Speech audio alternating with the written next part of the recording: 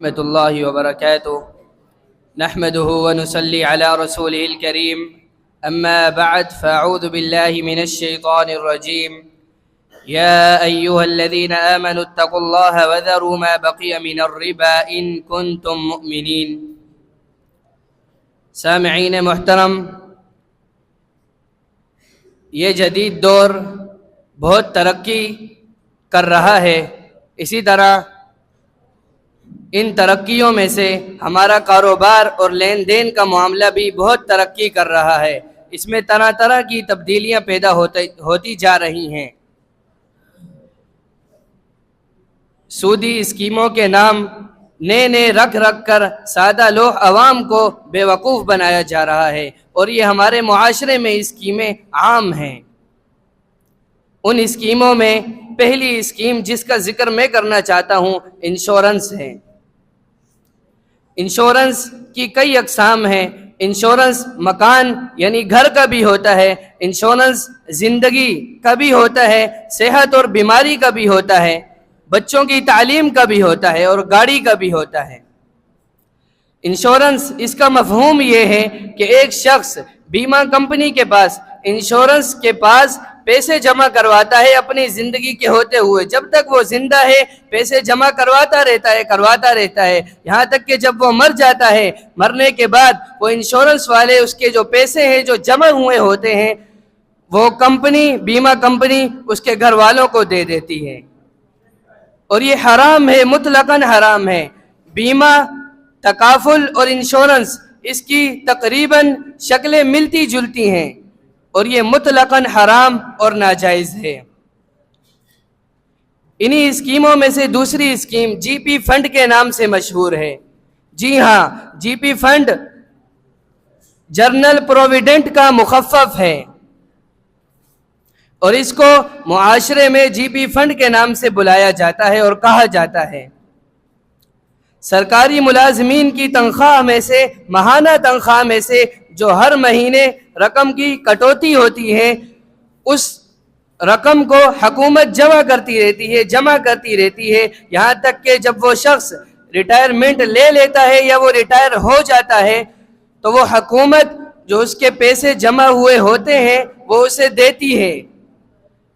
صرف دینا، پیسوں کو جو جمع کیا تھا، کٹوتی جمع کی تھی، وہ دینا حرام نہیں ہے، اس کے ساتھ ایک اور چیز شامل ہے، بما اضافہ کر کے جو دیتی ہے یہ حرام ہے۔ اللہ رب العالمین نے اسے سود قرار دیا ہے۔ زائد وصول شدہ رقم سود میں شمار ہوتی ہے۔ اللہ رب العالمین کا ارشاد ہے، فرمایا یا ایھا الذین آمنوا اتقوا اللہ وذروا ما بقی من الربا، اے ایمان والو اللہ تعالیٰ سے ڈر جاؤ اور چھوڑ دو جو سود رہ گیا ہے اگر تم ایماندار ہو۔ اگر تم ایسا نہیں کرتے فَإِن لَّمْ تَفْعَلُوا فَأْذَنُوا بِحَرْبٍ مِّنَ اللَّهِ وَرَسُولِهِ، اللہ اور اس کے رسول سے تمہارے لیے اعلان جنگ ہے۔ انہی اسکیموں میں سے تیسری اسکیم نوٹوں کا کمی اور بیشی کے ساتھ تبادلہ کرنا ہے، اور یہ بھی حرام ہے۔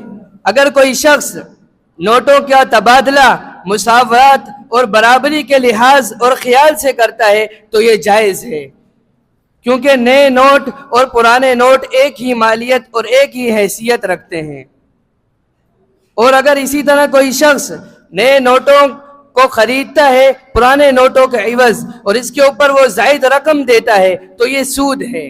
اللہ رب العالمین نے اس سے روکا ہے۔ رسول اکرم صلی اللہ علیہ وسلم کا ارشاد گرامی ہے، نبی کریم صلی اللہ علیہ وسلم نے جو 6 اشیاء گنوائی ہیں، سونا، چاندی، جو، گندم، نمک اور کھجور، ان چیزوں کے ذکر کرنے کے بعد کیا ارشاد فرمایا، سواء بسواء مثلا بمثل یدا بید، وہ چیز ہاتھوں ہاتھ ہو، ایک جیسی ہو اور برابر ہو۔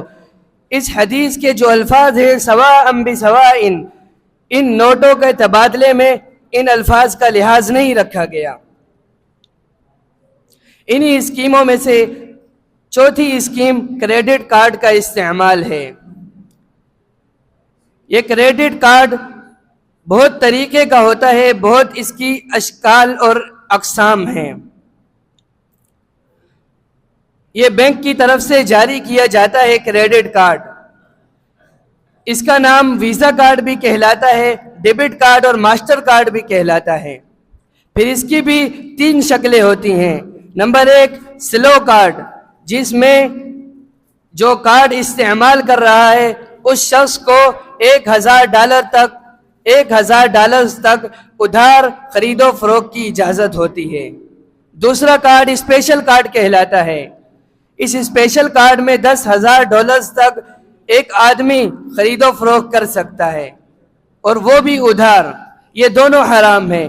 تیسرا کارڈ جو پلاسٹک کارڈ کے نام سے مشہور ہے، اس میں کھاتا جمع کیا جاتا ہے، اور یہ حلال اور جائز ہے.